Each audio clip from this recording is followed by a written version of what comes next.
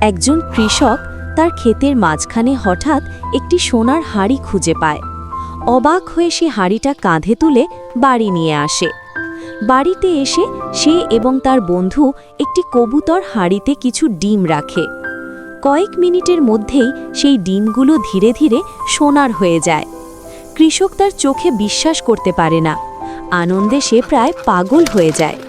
খুশিতে উদ্দীপ্ত হয়ে সে সকল সোনার ডিম এবং হাঁড়িটা নিজের কাছে রেখে ঘুমিয়ে পড়ে। কিন্তু রাতের অন্ধকারে একটি ইঁদুর চুপচাপ হাঁড়ির ভিতরে ঢুকে যায়। সকালে যখন কৃষক চোখ খোলে সে দেখবে হাঁড়ি থেকে হাজার হাজার ইঁদুর বের হয়ে তার ঘর ভর্তি করেছে। কৃষক এবং কবুতর আতঙ্কিত হয়ে দৌড়ে একটি বড় গাছে ওঠে। কিছুক্ষণ পর কৃষক সাহস জোগায়। গাছ থেকে ঝাঁপ দিয়ে হাঁড়িটা কাঁধে তুলে মাঠের দিকে দৌড়ায়।